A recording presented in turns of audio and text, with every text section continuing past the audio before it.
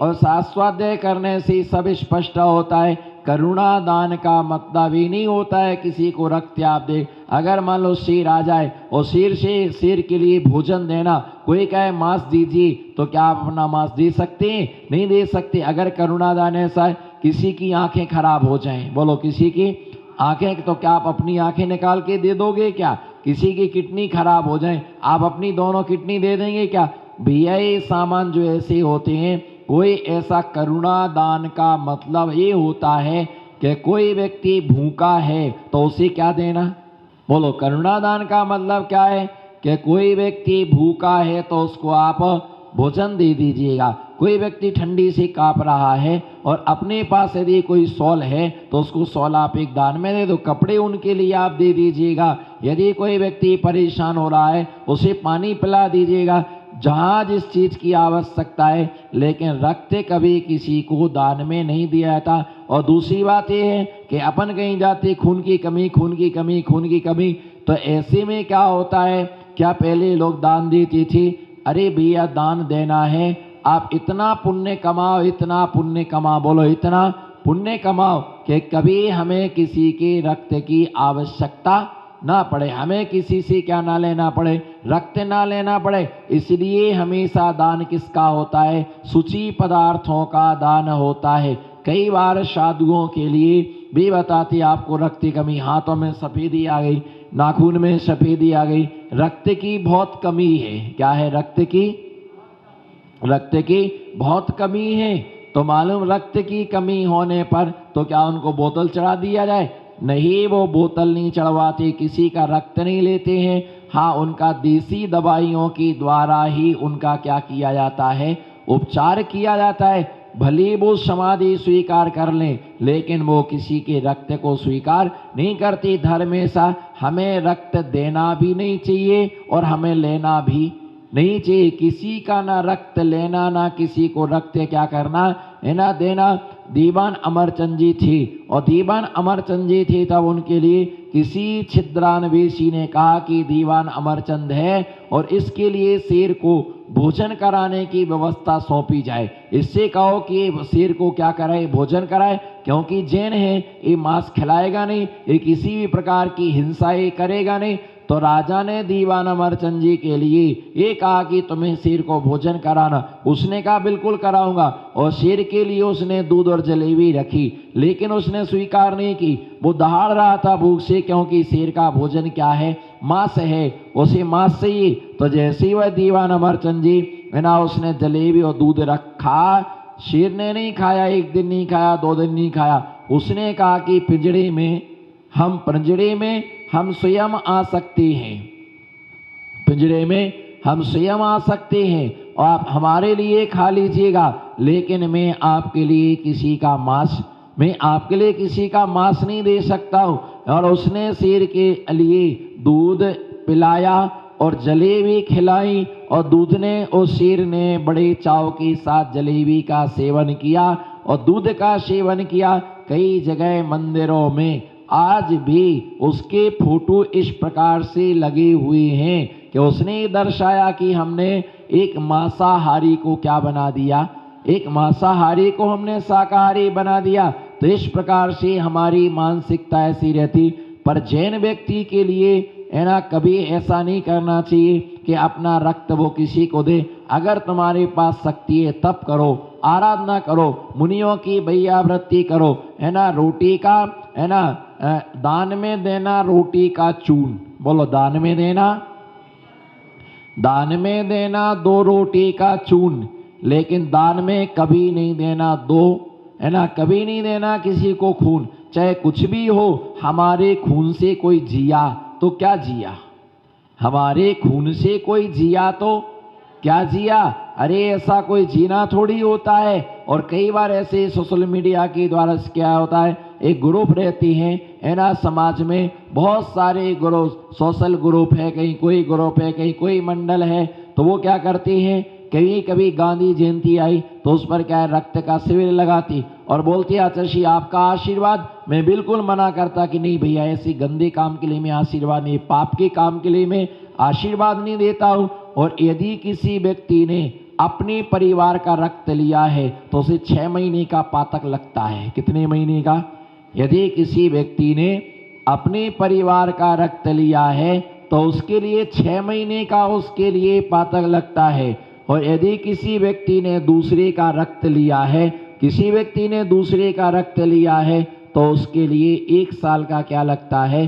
1 साल का उसके लिए पातक लगता है। 1 साल का उसके लिए दोष लगता है। 1 साल तक का उसके लिए पातक कहा गया है। ऐसा व्यक्ति 1 साल तक आहार दान आदि देने का पात्र नहीं होता है। ऐसा व्यक्ति 1 साल तक आहार दान देने का पात्र नहीं होता है। अब कैसे पता चले? तो भाई जिस व्यक्ति ने लिया हो उस व्यक्ति को इस विषय में सोचना, इस विषय में उसके लिए इस विषय में सोचना कि इसका फल क्या होगा। तो इसलिए हमारे शास्त्रों में चून देने का क्या है? विधान तो है, पर हमारे शास्त्रों में खून देने का विधान, खून देने का दान 4 ही माने गए। करुणादान में कपड़े देना, करुणादान में कपड़े देना, करुणादान में भोजन देना, करुणादान में और भी चीजें देना, उनके लिए है ना वस्त्र आदि देना, रहने के लिए मकान आदि देना। लेकिन खून क्या निषेध किया गया? तो ऐसे जो क्या दिया है कि इस प्रकार से यह दिया कि मुनिराजों के लिए शुद्ध आहार आदि दे करके श्रावक क्या करता है? भक्ति करता है। और किसी को भी देना तो भोजन पानी आदि देना, रक्त कभी नहीं दिया जाता। ऐसी चीजों का क्या नहीं होता है? दान नहीं होता है। तो ऐसे 5 प्रकार की इस समितियों में ईशना समिति और ईशना समिति के अलावा अन्य 2 समितियां और हैं, जिनमें आचार्य महाराज ने समितियों का वर्णन में यह दिया कि ऐसी ईशना समिति, आधा निक्षेपण समिति। आधा निक्षेपण समिति में ज्ञान के उपकरण, आधा निक्षेपण समिति में ज्ञान का उपकरण, संयम के उपकरण, सोच के उपकरण आदि का यत्न पूर्वक क्या करना? ग्रहण करना। तो ये जो समितियां है, इन समितियों में आधा निक्षेपण समिति में जब भी कोई वस्तु क्या करना? उठाना है, कोई वस्तु उठाना है अथवा कोई भी वस्तु रखना है तो वस्तु को उठाने से पहले क्या करना? परिमार्जन करना। और वस्तु को रखने के बाद में भी क्या करना? परिमार्जन करना। दोनों में परिमार्जन। वस्तु ज्ञान का उपकरण, उपकरण 3 प्रकार के। एक ज्ञान का उपकरण क्या है? ज्ञान का उपकरण जो है वह क्या है? शास्त्र है। और संयम का उपकरण जो है वह पीछी है। और शौच का जो उपकरण होता है उसके लिए कमंडल कहा जाता है। जब एक कोई भी उपकरण उठाते हैं तो इन उपकरणों को उठाते समय भी क्या करती? पिच्छिका से परिमार्जन किया जाता है। बिना परिमार्जन किए कोई भी वस्तु को उठाना, यदि पुस्तक भी बंद करना है तो पहले वो क्या करते हैं? पिच्छिका से परिमार्जन करते। ये नहीं कहना कि झाड़ना, झाड़ा नहीं जाता है, ये कोई झाड़ू नहीं है। झाड़ू से बाहर का कचरा साफ किया जाता है और पाप रूपी कचरे को क्या किया जाता है? साफ किया जाता है। पाप रूपी कचरे के लिए जिसके द्वारा ये परिमार्जन किया जाता है। और ये पिच्छिका जो होती है मयूर पंखों से बनती है। संयम का उपकरण है। पहले कहाँ से मिलता होगा पीछी? तो साधु जन जंगलों में रहती थी और मयूर अपने आप पंखों को क्या कर देता था? छोड़ देता था। और जैसे ही पंख छोड़ देते थे तो साधु जंगलों में रहते थे तो वो इकट्ठा कर लेते थे, उनको बीन लेते थे, उनका संचय कर लेते थे और उसको बांध करके उसको संयम का उपकरण, क्योंकि इससे ज़्यादा कोमल और कोई दूसरे पंख नहीं होते। किसी भी पक्षी के इतने कोमल क्या नहीं होते हैं? पंख नहीं होते हैं। इसलिए इन्हें कोमल पंखों के द्वारा क्या बनता है? ये पीछी। इन कोमल पंखों के द्वारा ये पीछी बनती है और दूसरे कोई भी पंख काम में नहीं आती है। कोई दूसरे जो पंख है ना, ये कोई भी दूसरे पंख कोई भी काम में नहीं आते हैं। हमारे भारत के साधुओं के पास भारतीय मयूर पंखों से बनी ही पिच्छी होना चाहिए। आजकल जो चलन चला है, विदेशी जो मयूर आता है उसके सफ़ेद पंखों की पिच्छी, जिसके लिए निषेध करते कि नहीं, क्योंकि वह सफ़ेद पिच्छी बहुत जल्दी मैली हो जाती है और उसमें वो ऋजुता नहीं रहती है जो हमारे इस भारतीय मयूर पंखों की पिच्छी का में क्या होती, ऋजुता होती है। तो कोई पदार्थ उठाना है या रखना है, पदार्थ क्या उठाना, कोई बोरा नहीं उठाना, हर जगह मार्जन नहीं किया, जितनी जगह में बैठना है उतनी जगह का क्या होता है, मार्जन होता है। जितनी जगह में बैठना है, उठाना क्या है, एक तो शास्त्र और दूसरा क्या है, कमंडल। ये दो सामग्री ही साधु क्या करती हैं, इन दो सामग्रियों को साधु उठाता है। इसके अलावा अन्य किसी सामग्रियों के लिए साधु के लिए उठाने की आवश्यकता नहीं पड़ती है। तो शास्त्र का परिमार्जन करके उठाना और उसके लिए परिमार्जन करके ही क्या करना, रखना, जैसे उठाते वैसे ही रखना। इसी प्रकार से कमंडल को परिमार्जन करके उठाना। अगर कोई व्रती है, प्रतिमाधारी है, तो वह भी अपने पास में ही क्या रखता है, कपड़ा रखता है और कपड़े के साथ वो परिमार्जन करके वस्तु को उठाता है। पिच्छी का विधान सिर्फ 3 लोगों के लिए है, एक मुनि महाराज, एक आरिका माता जी और एक एलक जी। इन 3 के लिए पिच्छी का विधान है। क्षुल्लक जी जो होते हैं उन्हें पिच्छी का विधान नहीं है। चाहे तो वो एक ऋजु कपड़ा रख सकते हैं और उस कपड़े के द्वारा क्या करते हैं, परिमार्जन करते हैं। एक कपड़ा उनके पास में होता है, कपड़े से परिमार्जन करके बैठ सकते, कपड़ा लेकर के चल सकते। लेकिन अभी कपड़ा नहीं दिया जाता है। क्यों नहीं दिया जाता है? अभी कपड़ा नहीं दिया जाता है, इसलिए नहीं दिया जाता है कि अगर वो कपड़ा देंगे ना तो उनका सम्मान नहीं रह जाएगा, कोई सम्मान है उनको सही में समझेंगे ही नहीं, इसलिए उनके लिए वस्त्र नहीं दिया जाता है। क्षुल्लक जी के लिए भी इस पंचम काल में पीछी दी जाती है कि जिस पिच्छिका के साथ वो संयमी कहलाते हैं और वो भी अपनी चिटाई बिछाना, उठाना, रखना तो किससे करते हैं, वो परिमार्जन करके, है ना, जमीन का भी परिमार्जन करके। कोई भी जीव और कोई कहे कि महाराज जी मैंने साफ कर दिया, कोई झाड़ू लगा दे, महाराज जी आप तो बैठ जाओ, बोलो महाराज जी आप तो बैठ जाओ, हमने क्या कर दिया है, झाड़ दिया है। तो झाड़ने से क्या हो गया तुम्हारा, है ना, झाड़ने से, तुम्हारे झाड़ने से हम नहीं बैठ जाएंगे वहां पर। ये काम किसका है, तुम्हारा काम झाड़ू लगाना, हमारा काम मार्जन करना है, परिमार्जन करना है। तो कोई व्यक्ति के हमने पोंछा लगा दिया, साफ कर दिया, तो कोई भी जीव जंतु नहीं है। जीव 2 प्रकार के होते हैं, एक बादर और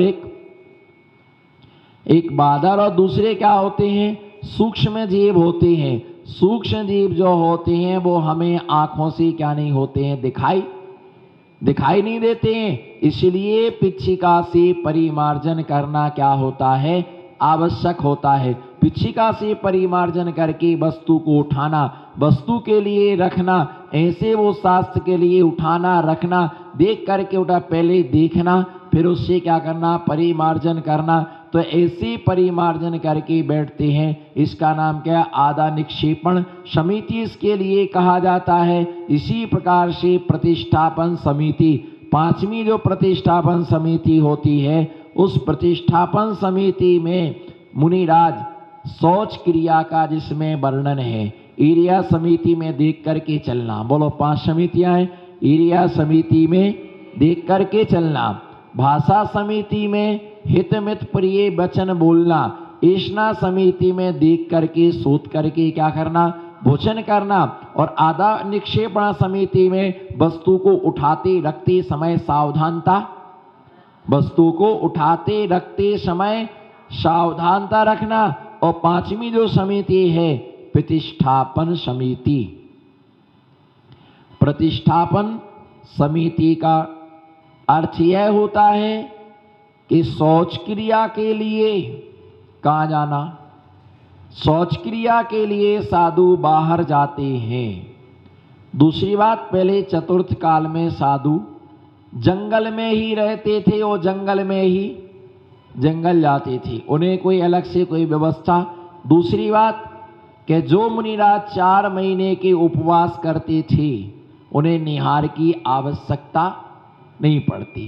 दूसरी बात, जो तीर्थंकर भगवान रहते हैं उन्हें पीछी और कमंडल की क्या नहीं होती है, जरूरत नहीं होती।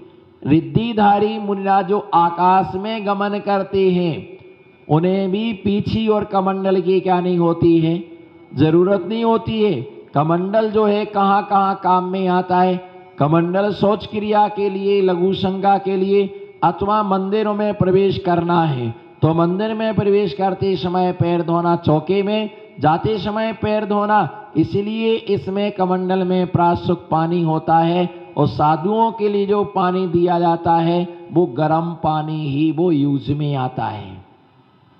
साधु के गर्म पानी ही उपयोग में आता है, ठंडा पानी साधुओं के उपयोग में नहीं आता है। ठंडे पानी का उपयोग साधु क्या नहीं करते, उपयोग नहीं करते हैं। कमंडल का मतलब होता है कि इसमें प्राशुक पानी।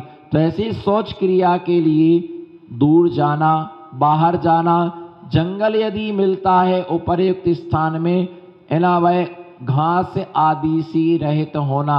दिगंबर जैन महामुनिराज, बोलो दिगंबर जैन महामुनिराज घास पर नहीं चलते हैं, घास पर पैर नहीं रखते। क्यों? जो घास है वो अनंत कायक है।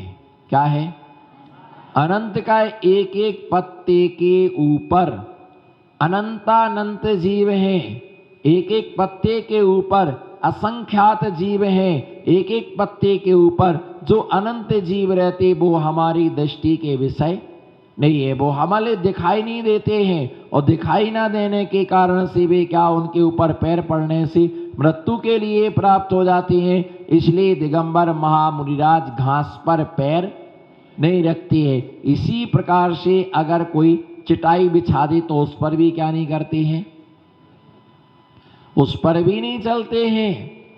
यदि कहीं कोई गरम लग रहा है और कोई कहे कि महाराज जी हम इस पर पुट्ठा बिछाते जाएंगे, आप चलते जाओ, तो ऐसे पुट्ठे पर भी पैर रख करके वो नहीं चलती। नेट बिछा, चटाई बिछी है, इस पर भी दिगंबर महामुनिराज क्या नहीं करते हैं, गमन नहीं करते हैं। चटाई पर भी गमन नहीं करते हैं, कोई कपड़े पर भी उनका क्या नहीं होता है, गमन नहीं होता है। क्योंकि ये मुनिचर्या है, ये मुनि धर्म है, बच्चों का खेल नहीं है। चाहे कितना भी गर्म हो वो गर्म पर ही चलेंगे। कोई श्रावक कहे हम पुट्ठा डालते जाएंगे और आप उस पर पैर रख करके क्या, भैया जितनी सेवा शास्त्र में कही, बोलो जितनी सेवा, जितनी सेवा शास्त्र में कही है उतनी ही सेवा करना, जरूरत से ज्यादा नहीं। गरम लगेगा आपके लिए, गरम लगेगा आपके लिए तो महाराज जी चटाई बिछा देते हैं, आप कहो तो पूरी